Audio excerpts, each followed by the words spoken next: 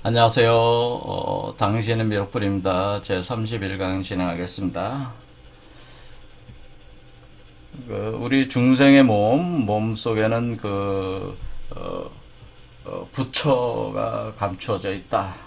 열애가 감춰져 있다. 그래서 그것이 열애장 사상이라고 하는 겁니다. 열애장이라고 하는 것인데, 우리가 중생과 부처는 하나다라고 하는 이유가 중생의 몸을 통해서 부처의 몸이 나오기 때문에 그렇죠. 그러니까 사실은 부처는 중생의 기초에서 숙주로 삼아서 출현을 하게 돼요. 그럴 때 우리가 중생의 몸에서 감춰져 있던 열애가 씨앗으로 형성이 돼서 우리가 이제 그 아이의 형태로, 태아의 형태로 포태 양생 성종복 이렇게 한 7단계를 거쳐가지고 몸 밖으로 출현하게 되면 이게 화신물이 되는 건데, 3000년 전에 석가모니불도 화신물이었단 말이에요. 이런 화신물이었는데 오늘날은 이제 미륵불이 나와야 된다. 그러겠어 우리가 미륵화신물이라고 하는 거죠. 그러니까 이것은 중생의 몸에서 부처가 나오면은 그것은 이제 미륵화신물이 되는 것이고, 그럴 때 중생이라고 하는 것은 70억 인류가 다 중생이니까 중생의 몸에서 나오는 부처들은 다 미륵화신물로 이름을 지을 수 있다. 그런 의미입니다. 그러니까 만약 제가 인연이 있어서 진여문에 들어서 부처를 몸에서 화신물체로 나타내면은 저가 이제 미륵화신물이 되는 것이고, 여러분들도 그렇게 되면은 여러분들도 다 미륵화신물이 되니까 화신물은 엄청 많은 거죠. 많이 나올 수가 있는 게. 그러니까 우리가 다 미륵화신물이에요.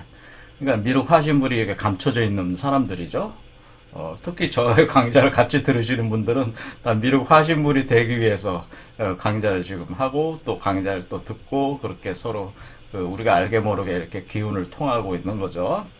자, 그래서 우리가 미륵화신물로 이렇게 낼 때에 우리가 이제 여성체로서 작동을 하니까 여성체의 상을 취해서 이렇게 여기 관세음보살이 여성체로 이렇게 표현하는 건 뭐겠어요? 그러니까 우리가 여성체가 돼야 된다고 하는 거니까, 이게 관세음보살이 여성체의 상을 취해서 부처의 어머니와 같은 포지션을 취하는 거란 말이에요. 그러면 이제 이 관세음보살이 아이를 이렇게 포태 양생해낼 때 뭔가 먹여서 키워야 되는 거니까, 먹이는 게 이제는 들고 다니시는 감노병, 이걸 제가 쿤바라고 그랬습니다. 이 감노병에 있는 감노로 먹여서 몸속에 있는 부처를 키워낸다, 길러낸다, 이런 개념이 되고, 그것이 이제는 화엄경에서는 선제동자 같은 아이로 표현을 하는 거예요. 이게 우리가 관세음보살 상을 이렇게 취할 때 그린 선제동자가 53명의 선지식들을 이렇게 사람들을 만나면서 도를 취할 때에 선제동자가 어린아이잖아요. 그러니까 이 어린아이라고 하는 것 자체가 이렇게 관세음보살이 이렇게 쭉 감노병의 감노를 이렇게 해서 여기 위에 올라타 있잖아요. 그걸 먹고 이렇게 자라는 그런 상을 취한 거예요. 그러니까 54수에 들어서 아미타 세계로 들어가게 되는 건데, 그 숫자 자체도 굉장히 깊은 의미가 있는 겁니다. 왜 53이냐, 54냐. 그래서 그게 화엄일성 법궤도 같은 데서도 54곡으로 이렇게 그려지고 하는 겁니다. 그러니까 이 선제 동자도 사실은 미륵불의 상을 취한 거죠. 미륵, 갓난아이, 자라는 아이의 상을 취한 거다, 그런 거예요.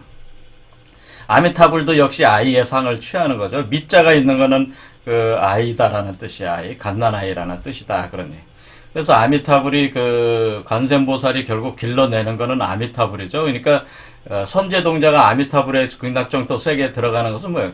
아미타불이 되는 거죠. 선제동자가. 그렇죠. 그런 개념이죠. 그래서 여기 그 위치가 54곡으로 그게 돌아가는 그 공간에서 그게 되기 때문에 54수를 취하게 되는 겁니다. 그런데 아미타불이 이렇게 돼서 여기서 항상 그 관세음보살의 상을 보면은 여기 아미타불이 머리에 있어요. 그래서 제가 이 위치가 아미타불 극락정토, 서방 극락정토는 우리 중생의 머리에 있다, 머리에 생성된다. 거기가 그 차크라로 보면은 6번째 차크라고, 그리고 동양적인 선도 위치로 보면은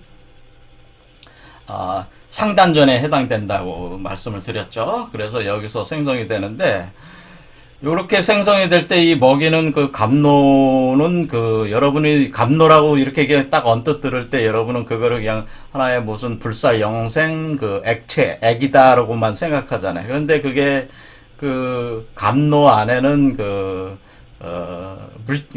감노를 형성하는 물질들이 있는데 그 물질들의 핵심적인 요소가 바로 제가 그게 유금이라고 했습니다. 유금.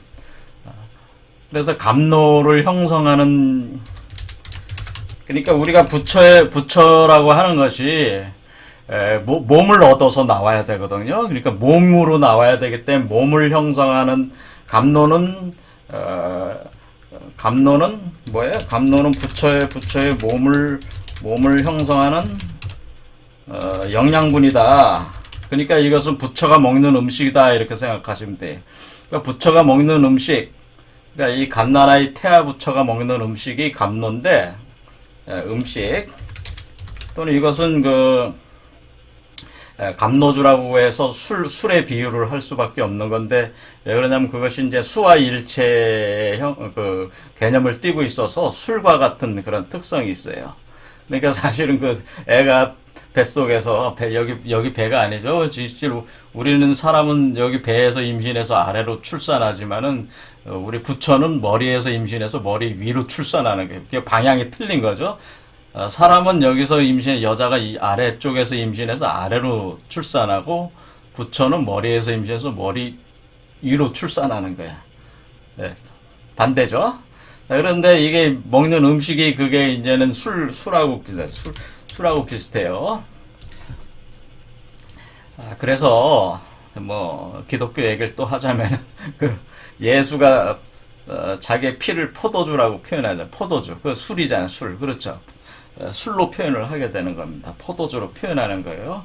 그래서 이것을 감노를 이제는 많이 쓰는 말로는 이제 암리타라고 하는 것이고, 감노를 담고 있는 병은 쿤바라고 하는 거죠. 이 병 이름이 쿤바예요.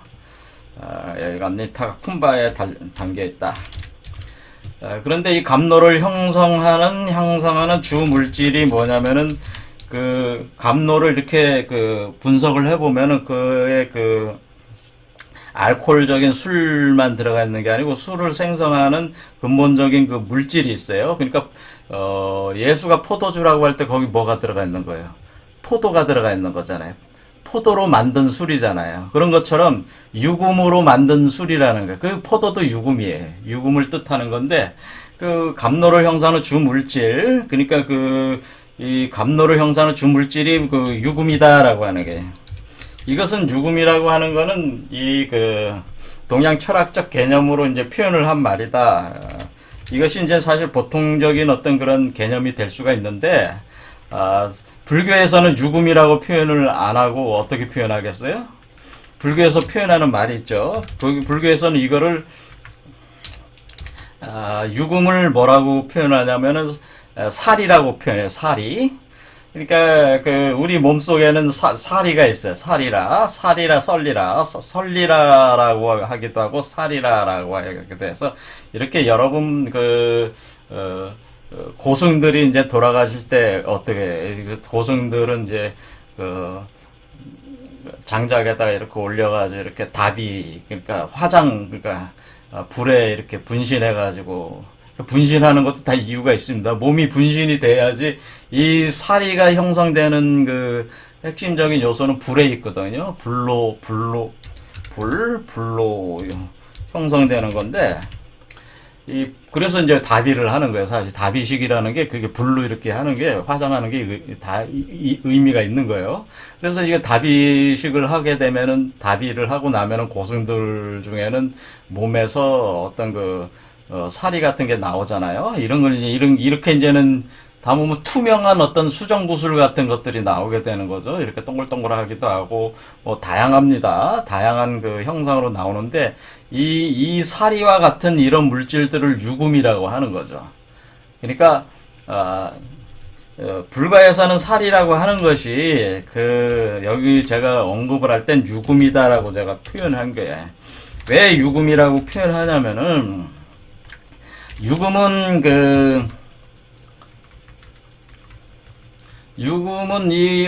유라고 하는 것 자체가, 새를 뜻하는 거란 말이에요, 새. 그러니까 새가 될 수 있는, 그러니까 우리가 보통 중생은 땅에서 이렇게 걸어 다니는 존재들이지만은, 걷고 뛰어다니는 존재들이지만은, 이 부처나 신선들은 어떠냐면 하늘을 날아다니는 존재이기 때문에, 틀리죠? 그래서 사람과 같은 존재들은 뱀에 비유하는 게, 이게 땅의 존재, 뱀이다. 용뱀이다. 이렇게 표현하는 거고, 부처와 신선 같은 존재들은 하늘을 날아다니니까 새와 같은 존재들이단 말이에요. 그러니까 날개 달린 천사들이라고 하는 거죠. 불교에서는 천사라고 하는 게. 그러니까 날개 달린 존재니까 새가 되는 거예요. 그래서, 이것이 이제는 이런 사리가 새가 될 수 있게 해주는 물질이란 말이에요.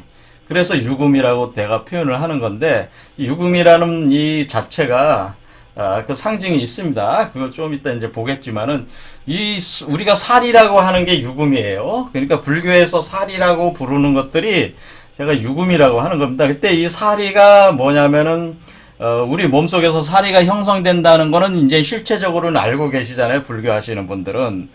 우리가 다비식 할 때 그 고승들 몸속에서 이렇게 나온다는 그 사리구나. 그러니까 이게 추상적인 얘기가 아니고 그 사리를 유금이라고 하는 거구나 하는 걸 아시겠죠. 근데 이 사리 중에서도 뭐냐면은 사리도 다 급수가 있어가지고 불사리, 진신사리가 돼, 진신사리. 그러니까 불사리는 뭐예요? 부처가 되는 사리, 부처를 만들어주는 사리가 불사리고, 진신사리는 뭐예요? 부처의 몸을 만들어주는 진신, 진짜 몸, 참된 몸이죠? 진신사리라고 그러는데, 진신사리. 그러니까 석가모니 불께서 돌아가실 때 자신의 사리를 3000년 전에 석가모니 불께서 이제는 열반에 드실 때에 내가 열반에 들면은 내 몸에서 나오는 그 사리들을 8개의 보탑에 또 8개뿐만 아니라 수천 수만의 탑을 만들어 가지고 거기다가 사리를 넣어놓으라고 했어요. 왜냐하면 그 사리라는 것 자체가 바로 부처의 몸을 이루는 핵심적인 요소이기 때문에 그래. 그래서 그 사리가 들어가 있는 몸을 탑으로 이렇게 그려는 거야. 탑. 그러니까 탑이라고 하는 것은 사실 우리의 몸을 가리키는 게, 거기 안에 사리가 들어가 있다고 하는 것은 그 사리가 부처를 뜻하는 거니까 그것도 역시 뭐예요? 탑 속에 그 부처가 있다. 그러니까 탑 속에 부처가 있다는 건 내 몸이 탑이고 부처가 이렇게 또 내 몸 안에 있다. 이렇게 잉태돼 있다. 그런 상을 취하라고 하는 것이 사실 석가모니 불께서 3000년 전에 이렇게 열반에 드실 때 그 이치를 이런 이치로 또 알려주신 거란 말이에요. 사실은 탑을 만들고 거기다가 내 진신사리를 넣어라. 그러니까 참된 그 몸을 이룬다. 부처의 몸을 이루는 사리다. 그런 거죠. 그게 사리로 되는 것이다.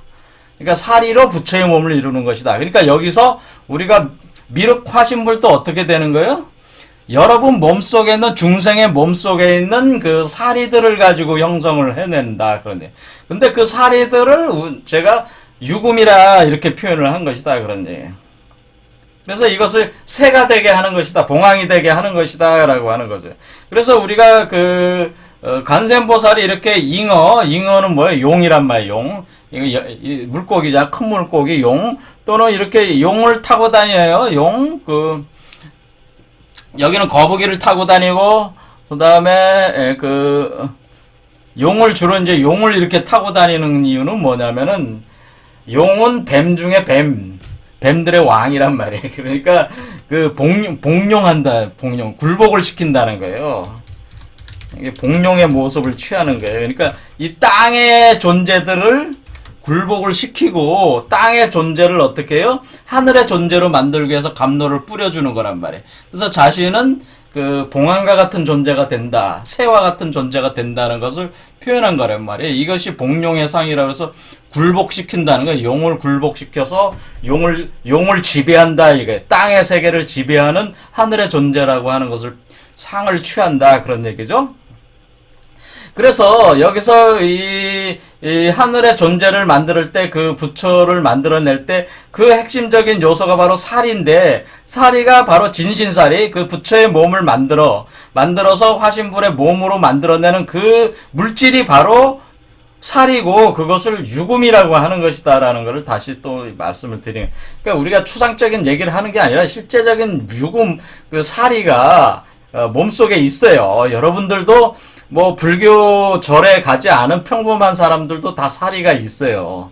몸속에 다 있어서 제가 그것을 고래질이다, 그러니까 뼈 속에 특히 많다, 해골뼈하고 이게 척추뼈에 많다고 제가 말씀을 드렸어요. 그래서 그것이 이제 혈액으로 녹아 나와가지고 혈액 속에서 이제는 그 우리 몸 안에서 이제는 수하의 운동을 해서, 수승화강의 운동을 해서 그것이 이제는 더 고도화돼야 되는 거죠. 그러니까 부처의 몸을 만들 수 있는 사리 수준으로 올라가야 된다. 그래서 그거 가지고 몸을 만들어 나오는 것이다. 그래서 이렇게 사리가 이렇게 투명한 그 구슬 수정체로 돼 있어서 제가 뭐라고 그랬습니까? 우리 몸이 크리스탈 유리 광화체가 된다고 하는 것은 이렇게 투명한 유리알 같은 거 있죠? 이렇게 투명한 유리알 같은 사리들로 우리 몸이 채워지기 때문에 우리 그 중생의 몸은 크리스탈 유리 광화체가 되는 거고, 부처의 몸은 그 크리스탈 유리 광화체의 크리스탈 유리가 좀 더 고도화돼서 황금액으로 형성이 돼서 나오니까 황금 메탈체라고 제가 표현했죠. 이거는 황금 메탈체가 표현되고, 제가 이것은 크리스탈 유리 광화체로 표현하는 건 뭐예요? 크리스탈 유리라는 게 뭐예요? 크리스탈 유리질이 지금 살이잖아요. 크리스탈 유리질이 사리들이란 말이에요. 이런 사리들이 몸 안에 가득 차는데, 이것은 좀 알 굵기가 굵잖아요. 근데 제가 알 굵기가, 이거는 지금 다 다빗이 끝나고 만들어 형성된 거고, 원래 이것이 자잘한 결정 물질이기 때문에 나노 입자 수준으로 이렇게 몸 안에서 운행이 되고 있다. 제가 원래는 그렇게 돼 있는데, 이제는 뭐 이것은 다비식하게 되면 이제 그 결정들이 모여가지고 형성돼서 나오는 거죠. 이게 나온 거잖아요, 지금.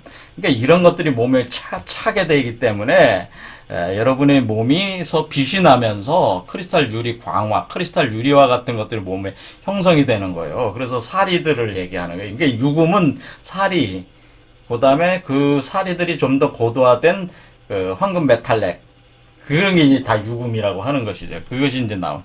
그래서 그 아미타불이라고 하는 존재는 갓난아이고 태아인데, 우리가 이제 아미타불을 이렇게 표현을 할 때 상징이 있는데, 아미타불은 여러 가지 상징들 다 하면 여러분들이 헷갈리니까 몇 가지 이렇게 상징만 이렇게 보면은, 아미타불은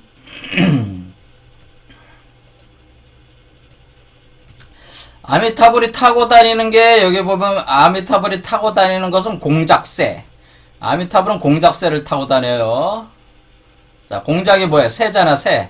공작은 날지는 못하. 그러니까 우리 한국에서 닭 같은 게, 여기 인도에서는 공작 같은 거죠. 공작. 그렇죠. 공작이라고 하는 거예요. 공작. 아직 날지는 그러니까 공작은 날지 못하는 새라는 건 뭐냐면은, 왜 닭이라고 그러냐면은, 예, 6번째 차크라에 와 있을 때는 알을 품은 상이 된단 말이에요. 그러니까 우리가 여기 있잖아요. 여기서, 여기에 제3의 눈에 왔을 때는 지금 어때요? 날개 달린 새가, 요 발 아래, 요 알을 이렇게 움켜쥐고 있는 상이 된단 말이에요. 요 상태가 그 알을 품고 있는 상이 된단 말이에요. 요 상태가 알을 품고 있다라는. 알을 품고 있는 상이기 때문에 이 상은 어떤 측면이냐면은 알을 품고 있는 상태. 이것이 아미타불의 상태예요. 근데 알을 품고 있을 때 알 속에서 뭐예요? 지금 새가 봉황이 만들어지고 있는 거예요. 그러니까 새가 알을 품고 있는 상태, 봉황이. 그러니까 봉황이 알을 품고 있는 거니까, 있으니까 이건 뭐야? 닭이잖아. 아직 날아가고 있지는 않은 거니까, 이 알에서 깨어 나온 새가 날아가야 되는 거잖아요. 그렇죠? 이런 거니까 지금 알을 품고 있는 상태인데, 알을 품고 있는 상태에서 여기서 그 형성되고 있는 거죠. 여기가 바로 그 진사지간이라는 게, 여기가 그러니까 아직 그 자궁 속에 있는 상태란 말이에요. 요게. 그래서 여기가 그래. 요거는 이제 알을 깨고 나온 상태가 요 상태죠. 그래서 7번 차크라가 알을 깨고 나온 상태란 말이에요. 근데 이게 알을 품고 있는 상태가 되니까 요것은 어떤 개념이냐면, 그 용화수 가지에 용화수 나무 가지에 그 새집을 짓고 알을 품고 있다. 그 새집 속에 알을 품고 있다.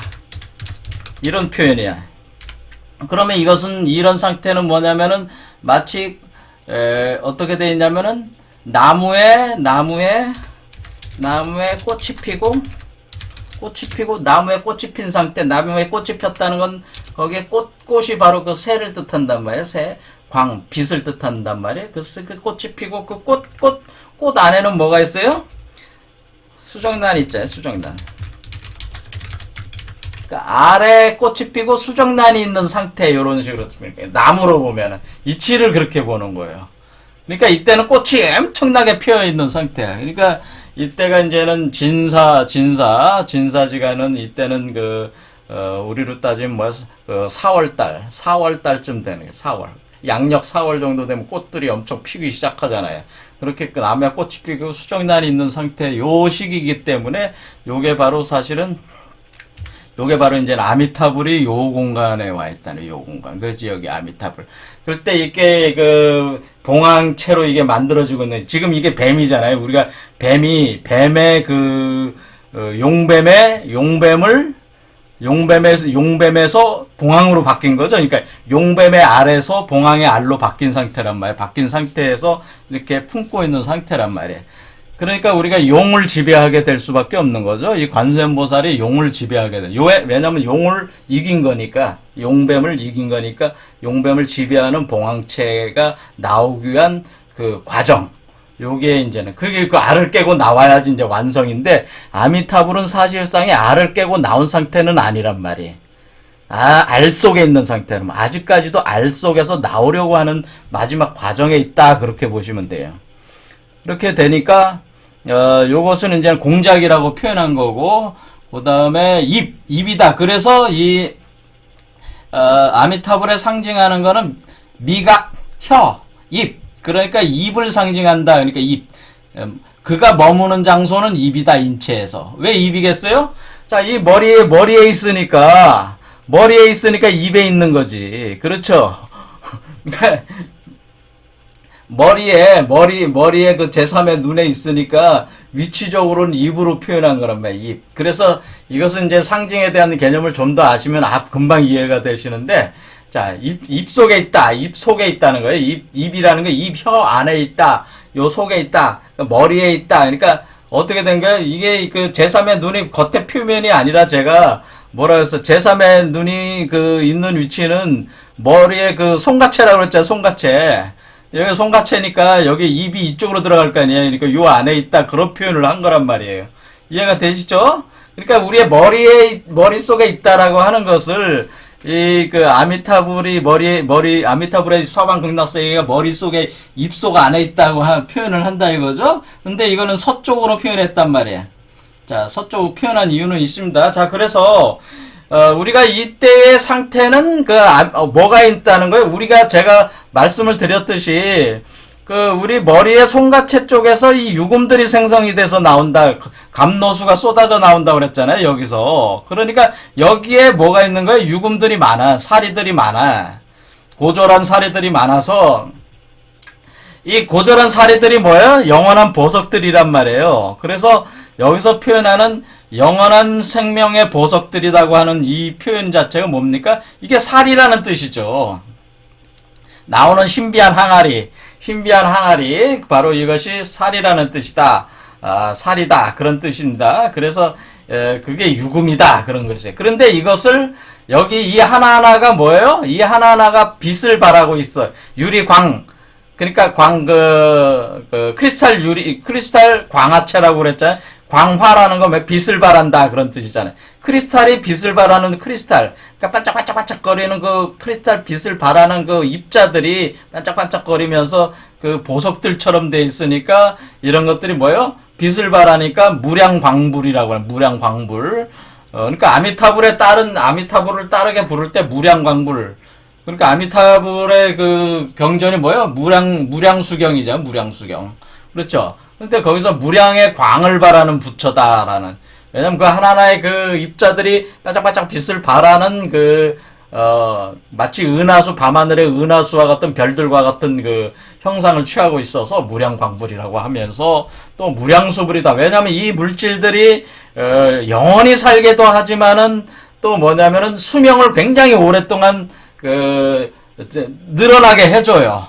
그러니까 여러분들이 오래 살 수가 있어요. 그러니까 여러분들이 아미타불 성도 정도의 여섯 번째 차크라를 열고 거기서 제3의 눈 쪽에서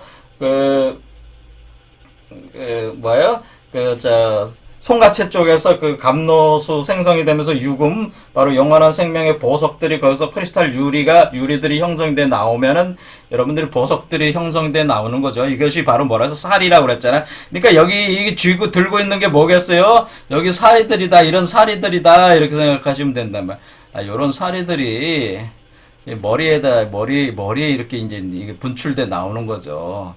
머리에서 분출돼 입안에 있다라고 하는 거는 이런 것들이 나온다고 하는 거죠. 이런 것을 가지고 있다고 하는 개념이 되는 거, 머릿속에 있으니까.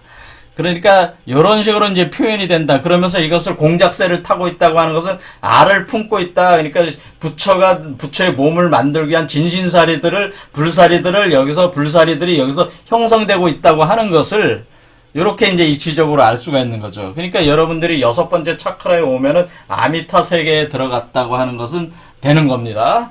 자, 그래서 이 아미타불은, 자, 여기 이제 내용들 쭉 읽어보면은, 아미타불은 아미타유수다라고 해서 무한한 수명을 가진 자, 불사 영생체가, 그러니까 이때는 아직 부처의 몸이 나온 건 아니니까, 뭐냐면 카르마를 벗어난 건 아니에요. 여섯 번째 차크라까지는 아직도 알 상태는 카르마를 벗어난 건 아니에요. 그래서 벗어나려면은 일곱 번째 차크라가 열려서 나와야 돼요. 근데 그 전 상태도 상당한 엄청난 수명을 증진시킬 수가 있어요. 그래서 그것을 무량수불이라고 하는 것이고, 아미타유수, 아미타부하. 그래서 무한한 광명, 이 하나하나의 사리들, 작은 입자들이 엄청난 빛들을 뿜어내니까 한량없는 광명을 지닌 자, 이렇게 표현을 한다, 그 얘기입니다. 그래서 이런 것은 이제 석가모니를 표현한 것이었지만 후대에는 석가모니를 다른 각도에서 영구히 표현한 것이 되었다. 그러니까 석가모니라 불은 화신불이니까 이미 이 경지를 거쳐서 몸 밖으로 화신불로 나오신 분이잖아요. 그러니까 이분은 이미 아미타불의 형상을 다 가지고 있는 거죠. 그래서 나온 거란 말이에요. 이런 식으로 누구든지 이런 식으로 가능하다고 하는 것은 이제 법장이라는 사람을 내세워서 하는 거예요. 이게 이제 보신불 형상을 이제 표현해 주는 건데, 그래서 이 무량수경이나 간무량수경, 아미타경을 보면은 이제 법장이라는 사람이 나오는데, 법장에 대해서는 내경도에서 이미 설명을 했잖아요. 제3의 눈 설명할 때 거기 나와요. 법장운이라고 해서. 근데 법장이 이제는 이 사람인데 이 사람이 이 세상에서, 깨달음을 이제 얻어서 이제 이 세상에서 이제 들어오게 되는데, 들어와서 법장이 뭐를 하게 되냐면 이제는 자기가 48대 서원을 세우게 돼요. 48서원을 세우는데 여기서 뭐냐면은 아미타 세계에 들어가는 서원을 세우는데, 이 아미타불은 중생들의 정신적 완성은 물론 그 정신적 완성의 환경인 국토의 장엄 물질적인 완성까지도 세심한 주의를 기울인다. 이런 식으로 이제 여기 카피온데 써 있는데, 이 얘기는 제가 말씀드리는 건 뭐냐면 이런 추상적인 얘기가 아니고 정말 구체적으로 여러분들이 죽지 않는 불사 영생체가 된다고 하는 것을 표현해주는, 그런 세계가 열리게 된다, 그런 극락 세계가 여러분 몸속에서 열리게 된다고 하는 것을 실제로 아미타불이 그것을 얘기하고 있기 때문에 중들이 그 산속에 들어가서 절속에 들어가서 맨날 목탁 두드리고 연불하고 불경 외우고 뭐 그런 하는 게 뭐예요? 뭐 화두 잡고 뭐 그렇게 하고 선놀이 하고 그런 게 아니고 실제로 몸 자체가 바뀌어야 되고, 제가 늘상 주장하는 것은 우리 몸속에서 실제로 나와야지, 우리가 진짜 부처가 돼야지 그게 진짜 불교가 추구하는 그 완성이지. 우리가 무슨 거 뭐 앉아가지고 뭐 그 독경이나 하고 불경이나 외우고 뭐 연불이나 외우고 그런 거 하라고 우리가 돛 닦는 게 아니고, 우리가 돛 닦는 이유는 뭐예요? 부처가 돼야지 그 돛 닦는 거에 대한 결과를 내는 거 아닙니까? 근데 그것이 추상적인 게 아니고 우리 몸을 통해서 그것이 이루어진다고 하는 것을, 몸으로 이루어진다고 하는 것을 절절하게 이 아미타불의 신앙, 관세음보살 신앙은 추상적인 얘기가 아니고 우리 몸으로 다 구현이 돼야 된다. 는 것을 계속 얘기하고 있는 거예요. 그것에 대한 신앙이 바로 관세음보살 신앙이고 아미타불 신앙이에요. 그러니까 굉장히 중요한 신앙이에요. 그러니까 이게 지금의 제가 왜 이런 얘기를 하냐면, 지금의 불교는 굉장히 산속에 들어서 연불 외우고 뭐 목탁 두드리고 그게 뭐 그것도 뭐 좋지만은 그거는 본질적인 게 아니라는 거죠. 지금 우리가 불교 사상의 그 핵심은 뭐냐면은 사람 몸속에 부처가 있고 그 부처를 실질적인 부처의 몸을 나타내라. 그것이 원래 불교의 핵심이란 말이에요. 근데 자꾸 뭐 추상적인 얘기들만 자꾸 하고, 왜 안 되니까 어떻게든 밥 벌어 먹는 그 불교 기업은 운영해야 되니까, 종교 사업은 계속 해야 되니까 자꾸 그 본질과 다른 얘기들을 자꾸 하게 되니까 중생들은 거기에 속아서 그냥 돈이나 갖다 바치고 뭐 그런 거나 하지, 자기가 부처가 될 생각을 안 해. 그러니까 그것이 답답하니까 이제는 이런 신앙들이 나오는 거예요. 이렇게, 그러면 여러분 몸속에 부처가 있으니까 부처를 나타내라, 그 얘기입니다. 자, 그래서 유금이라고 하는 것이, 제가 이걸 통칭적으로 유금이라고 하는 건, 유는 뭐예요? 닭이다, 새다, 봉황이다, 알을 품은 것이다. 알을 품어서 그 알 속에서 부처의 몸을 만들어낸다. 부처의 몸을 만들어내는 그 물질이 살이다. 불살이다. 진신살이다. 그 표현을 지금 제가 계속 한 거죠. 그래서 유금이라고 하는 것을, 우리가 이제는 상징적으로 이렇게 볼 때 여기에 있습니다. 자, 유금에 대한 이해. 제가 유금이라고 하는 것은 뭐냐? 닭이다, 꽝과의 새다, 10번째 지지다, 자축인묘 진사오미 신유. 자, 그래서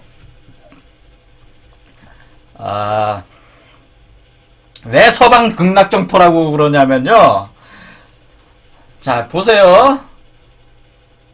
자축인묘 진사오미 신유. 유가 뭐예요? 여기 사유금이에요. 사유금인데, 그러니까 숫자로는 근데 윤데 사유금. 자, 그 다음에 이건데 8월이에요. 8월. 사유금인데 이 유가 자축이며 진사오미 신유. 6월은 뭐예요? 6월은 8월이에요. 음력 8월. 8월. 자, 유라고 하는 것은 사유 8월. 그러니까 자축인묘 진사오미 신유 8월 사유. 자, 어디서 들어본 거 없어요? 지금 아미타불 법장이 아미타불이 법장이잖아요. 법장 세속명이 법장인데, 아미타불이 자기가 아미타불의 세계를 이루고자 하는 서원을 바라는 바를 이제 얘기하게 되는데, 48개의 48대 서원이라고 써 있잖아요. 48대 서원을 48대 원이라고 써 있죠. 48대 원. 아미타불 48대 원. 자, 아미타불 48대 원 법장에 아미타불 법장이라는 세속 적인 그 세속의 그 존재가 아미타불 세계를 열고자 하는 서원을 48대 원으로 한다는 게 뭐예요? 사유팔월, 음팔월. 이걸 표현한 거란 말이에요. 그러니까 48개의 서원이 중요한 게 아니고, 법장이 정확히 집어서 얘기하려고 했던 것은, 아미타불의 세계라고 하는 것은 사유가 8월이라 음팔월이라고 하는 요 핵심적인 키포인트를 더 짚어주기 위해서 48대 원을 아니, 그럼 왜 49대 원을 생기든지, 뭐 50대 원을 하든지, 뭐 100대 원을 하든지, 그게 더 좋던데, 왜 꼭 48대를 왜 꼭 48이냐? 이런 점이 중요하단 말이에요. 그 모든 그 불경에도, 불경 안에 있는 각각의 왜 그 선제동자가 54번째에서야 아미타불 세계로 들어가냐? 왜 53명을 만나고 나서 54번째야 들어가느냐?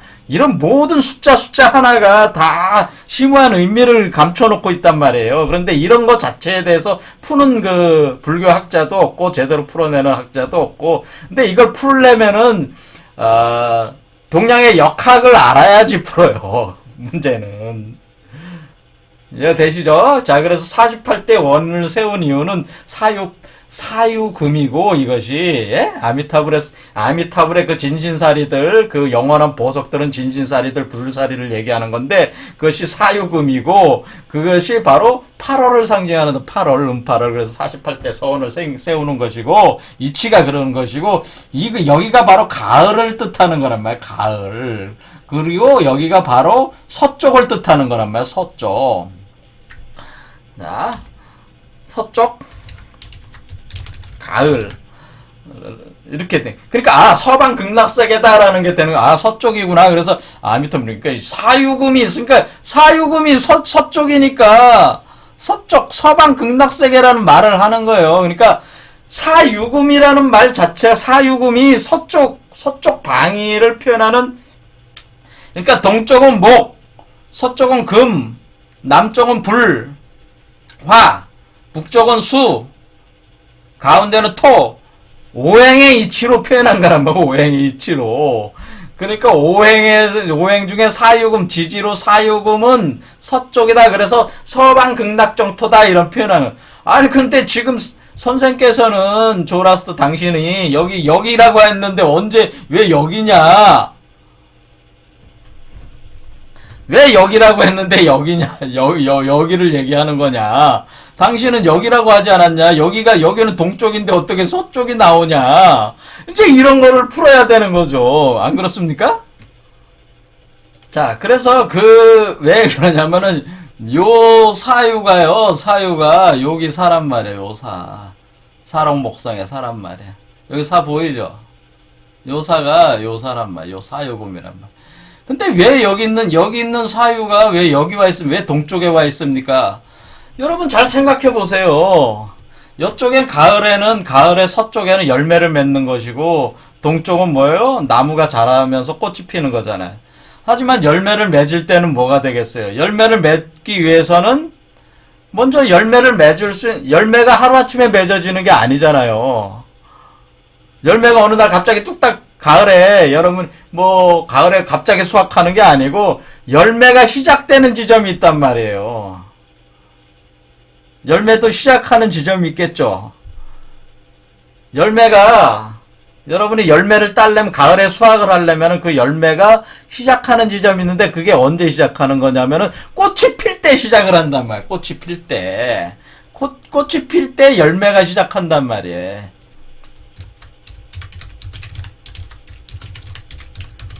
그렇겠죠. 왜냐면 꽃이 필 때 그 꽃 속에 있는 암술과 수술을 벌들이 날아다니거나 나비들이 날아다니면서 그것을 합쳐주는 거 아니에요? 암술과 수술의 수분이라고 하잖아요. 그걸 수분이 돼서 수정이 일어난다고 하는 거잖아요. 그러니까 꽃이 필 때 열매가 시작하는 거란 말이야, 사실은. 그러니까, 우리가 사유금은 어디서 시작하는 거예요? 사유금은 여기서 시작하는 거란 말이에요, 사실, 이 공간에서. 그래서 이 공간에다가 여기다 사를 갖다 놓은 거란 말이에요. 사가 시작하는 것이다, 란 말이에요. 이해가 되시죠? 그러니까 사유금은 여기서 시작한 거란 말이에요. 사람의 눈으로 확연히 보이는 건 여기서 보겠지만은, 시작은 이미 여기서 시작한 거란 말이에요, 사유금은. 그래서 그 시작하는 지점을 표현한 거란 말이에요. 그래서 서방 극락세계라고 하는 게 왜 여기가 왜, 아니, 여기 왜 동쪽인데 왜 서쪽이 됩니까? 라면은, 동쪽에서 이미 서쪽은 시작했어. 그러니까 여기가 사로 시작했잖아요. 열매는, 사유금이라는 열매는 이 동쪽에서 꽃이 필 때 이미 시작을 했기 때문에 여기서 시작하는 때 시작 지점에서 시작 지점을 짚어준 것이다. 어때요? 우리가 알을 품었잖아. 새가 알을 품은 건 뭐야? 새의 시작은 어디야? 새의 시작은 알 속에서 새가 시작되는 거 아니에요. 여섯 번째 차크라가 새의 시작이란 말이에요. 새의 시작. 새의 시작은, 봉황의 시작은 뭐예요? 봉황새의 시작은 알이잖아. 시작은 봉황의 알이잖아요. 봉황의 알이잖아요. 봉황의 알이 어딨어요? 봉황의 알이 여섯 번째 차크라에서 봉황의 알이 되는 거니까, 봉황의 알이 여기서 시작을 한 거지. 봉황이 시작한 거지. 그러니까 봉황의 뿌리는 봉황의 알이잖아요. 그러니까 봉황의 시작은 봉황의 알이니까 여기서 사유금이 시작한다 그 얘기. 그래서 봉황의 알을 표현하기 위해서 지금 제가 뭐라고 했어? 아미타불은 봉황새로 나온 게 아니고 봉황 알 속에 있는 것이다라고 표현했잖아요. 그러니까 이런 표현을 하는 거예요. 그래서 서방 극락세계라고 하는 건 뭐예요? 사실은 알 속의 세계란 말이에요. 알 속의 세계. 그 아미타불의 세계라고 하는 것이. 알은 뭐예요? 하나의 우주란 말이에요. 그 우주 세계. 아미타불의 세계. 그걸 표현하는, 그게 아미타불의 세계. 이해가 되시죠? 이런 개념으로 구성이 돼 있다. 그러니까 왜 서방 극락세계라고 하는 거냐면은, 유금이 샌데 봉황인데, 유금이, 그 봉황의 알을, 유가 샌데, 닭인데, 이게 지금 날지 못하는 그 공작, 저긴데 가지에서 알을 품고 있는 새로 표현하는 건데, 이것이 바로 유금이 여기다, 여기 사에 있으니까, 또 유금은 원래 서방을 가리키는 거니까 서방 극락세계라 이렇게 얘기하는 겁니다. 그러니까 다 뭐 어디에 있는 거야? 다 여러분 몸속에서 일어나는 거에 대한 방위적 개념, 이나 어떤 물질적 개념, 그 다음에 수화목금 또 오행에 대한 오행 각 배치에 대한 개념들을 설명을 통해서 이것을 하고 있는 것인데, 어떤 사람들은 그러니까 뭐예요? 손오공이 삼장법사를 이끌고 서역으로 가서, 불경을 전해온다는 것도, 불경을 가져온다는 것도 뭐예요? 서유기 얘기는 사실 우리 몸속에서 일어나는 일을 얘기하고 있는 거예요. 서유기도. 그러니까 그게 인도에 뭐 대례음사에 가가지고 그 불경을 가지고 가져온다. 그건 하나의 이야기야, 이야기. 재밌는 이야기로 꾸며내는 건데, 그게 사실은 다 사람 몸속에서 진행되는 어떤 메커니즘을 이야기로 꾸며낸 것들이란 말이에요, 사실은. 그와 같이 이 서쪽이다, 동쪽이다 하는 이 개념은 방위적, 시공간적, 여러분 몸도 하나의 우주기 때문에 여러분의 몸에서 동쪽, 서쪽, 남쪽, 북쪽 이런 변화들이 있기 때문에 그거에 여러분 몸 안에 있어서의 방위 변화를 가지고 또 물질적 변화를 표현하기 위해서 쓰는 상징적인 어떤 표현들인데, 어떤 사람들은 그럼 서양에 가야지. 저쪽 뭐 프랑스나 아니고 프랑스 쪽에 그러면은 극락이 있다는 건가? 뭐 이런 식으로 생각하면 그건 완전히 오도된 잘못된 생각. 이런 식으로 생각하는 사람들도 있단 말이에요, 사실은. 이게 멍청한 사람들이 많아요, 사실은 세상에. 자, 알아요? 우리 몸속에서, 머리에서 유금이 뭡니까? 자, 아까 설명하다 말았는데 시간이 많이 흘러갔는데, 자, 유금은 그래서, 자, 유금 설명 계속 하겠습니다. 유금은 이렇게 술이다, 술. 자, 술이라서 알코올 성분이 들어있어서 마시면 취하는 음료. 그러니까 유금은 또 술을 뜻해. 그 다음에 또 유금이 술을 담는 그릇도 뜻해요. 그러니까 술뿐만 아니라 술을 담는 거, 술병을 뜻한다는 거죠. 그 다음에 유금은 연못을 뜻해요. 자, 연못이 뭐예요? 자궁이잖아요. 연못 안에 뭐 있어요? 연못 안에 그 모래들 있잖아요. 그 모래들이 일종의 유금인들이란 말이에요. 자, 연못을 뜻한다. 그래서, 유금이라고 하는 것은 술을 뜻하기도 하고, 술을 담는 그릇을 뜻하기도 하다. 그러니까, 우리가 여기 아미타불이 담고, 이런, 항아리는 뭐겠어요? 그러니까 항아리도 유금이라고 그랬잖아요, 제가. 이 안에 있는 사리들도 유금이고 항아리도 유금이에. 이해가 되시죠? 그리고 요걸로 술을 만드는 거니까 술이 만들어진다는 거 아시겠죠? 요걸 가지고, 이게 사리들로, 이 사리들이, 진진사리, 불사리가 술을 만드는 원료, 감로를 만드는 원료다. 그런 걸 알 수가 있어요. 자, 그래서 이것을 유금의 물상, 이것은 천간의 신금의 상을 그대로 취한다. 금, 은, 주옥 등 재련 또는 세공된 금속으로 주로 장식용과 보화를 의미한다. 자, 금은 보석, 정밀하게 가공된 금은 보석들. 그러니까 지금 영원한 보석들은 다 뭐예요? 다 유금이다. 유금은 또 금은 옥 등으로 만든 작고 가벼운 그릇들을 얘기한다. 자, 그릇을 얘기한다 나왔어요. 작고 정밀한 기계류다. 또 침, 주사, 수술용, 절상용 칼을 뜻한다. 자, 절상용 칼, 아주 날카로운 칼을 뜻한다. 그래서 뭐라 그런 거예요? 아미타불이라고 하는 것에 이 타자에 뭐가 있어요? 타자에 칼도자가 들어가 있잖아요. 왜 이렇게 왜 여기다 칼도자를 여기다 넣어? 아미타불에 잘 보면은 아미타불에 보면은 어떻게 돼 있어요? 아미타불을 보면은 이 글자를 보면은 여기 타자가 있어요. 타자를 잘 보면은 칼도자가 있단 말이야. 근데 왜 칼도자에 칼이 들어가 있어요? 여기다 검에. 이게 유금이라는 걸 알 수 있어요. 이것도 유금을 뜻하는, 그러니까 검을 뜻하는구나. 여기서 칼이 나온다는 걸 알 수가 있어요. 그렇죠? 자, 이렇게 상징적인 걸 해서 추적하면 나오는 거예요. 그 다음에 하늘에서 가을에 내리는 찬 이슬이다. 그래서 이슬 백로다. 백로를 뜻하는 게, 그러니까 24절기 중에 백로, 흰 이슬, 그러니까 흰 감로가 나오는 거지, 흰 감로. 그래서 우리가 여기서 금강살타에서 흰 감로라고 표현했구나. 그런 걸 금방 알 수 있어요. 그 다음 주방용 기구, 대체로 작은 농기구, 낫, 호미, 삽, 도끼 같은 거. 그 다음에 어떤 정류장을 뜻한다. 그 다음에 기술자, 기술자를 뜻한다. 그 다음에 금속으로 만든 함이나 궤, 금속으로 만든 함이나 궤, 자, 항아리, 이런 거 다 뜻. 그 다음에 주점, 그러니까 술 먹는 주점, 술잔을 뜻한다. 술공장을 뜻한다. 그 다음에 법률, 현악, 사원, 절을 뜻한다. 절을 뜻한다. 절. 자, 현악이라면 뭐야? 돛 닦는 공부하는 걸 뜻하는 거죠. 우리 같은 돛 닦는 공부하는 사람들은 유금이 있는 사람들이에요. 저도 유금이 있는 사람이고, 유금이 있는 사람들은 다 뭐예요? 돛 닦는 공부를 하는 사람들이에요. 자, 이런 사람들이 사원, 그러니까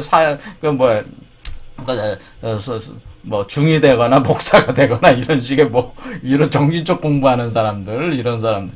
그 다음 비석을 뜻한다. 그 다음에 여기 보면 뿔을 뜻한다. 뿔. 그래서 성경에 보면 열뿔을 가진 짐승, 뿔이 2개인 어쩌고저쩌고, 뿔 얘기가 나오면, 이 뿔은 유금일 때다, 유금. 이해가 되시죠? 그래서, 뿔 얘기가 나와, 뿔은 유금이니까 유금이 몸에 있다는 얘기구만. 이렇게 금방 이해하시면 돼요. 그 다음에 이 동물로는 닭, 봉황, 꿩, 조류를 뜻한다. 자, 이렇게 방위로는 서쪽이요. 또, 계절로는 8월이요. 그 다음에 시간으로는 17시 30분부터 19시 30분까지요. 이런 식으로 색깔로는 흰색이요. 수로는 4요. 이런 식으로 되는. 그래서 8월이고, 수는 4니까 48대 서원이다. 그런 얘기가 나온 것이다. 자, 여기까지 하겠습니다. 그래서 우리가 유금이라고 하는 이 상징거, 여기 또 밑에 있으니까 보겠습니다. 은금을 뜻한다. 닭이다. 백로다. 추분이다. 정서다. 정서쪽, 숫자로 4, 색깔 백색, 병, 항아리, 물병, 술단지, 촛대, 불상, 제기. 자, 이런 걸 뜻, 부처님이 계신 곳, 서방 정토 세계, 여기 있잖아요. 서방 정토 부처님이 계신 곳. 이런 식으로 하는 거예요. 그래서, 주역으로 보면 지택님계와 풍지간계가 를 뜻해요. 그래서 그런 거 주역까지 동원해서 제가 설명은 안 하겠습니다. 자, 그러니까 여기까지 하면은 유금이라고 하는 거, 이게 결국 우리가 불가에서는 사리를 뜻하는 거고, 이 진진사리고 불사리고, 그러니까 이게 칼이고 검도 거기서 나오는 거고, 모든 보석류라든가, 그렇죠? 술병, 그다음 보석함, 이런 게 다 뭐예요? 다 유금이구나. 예? 그리고 이게 또 절을 뜻하는구나. 또 이게 꿩이나 봉황을 뜻하는 거구나. 이게 서쪽을 뜻하는 거구나. 이 숫자로는 4구나. 이런 상징들을 다 알아야지 해석을 할 수가 있는 거잖아요. 그러면 아미타불에 대한 이치가 다 나오는 거잖아요. 이게 대강, 이게 이제 개념이 다 잡히잖아요. 그렇죠. 그런데 지금 이제 불교에서 그 스님들이 이런 공부를 안 해.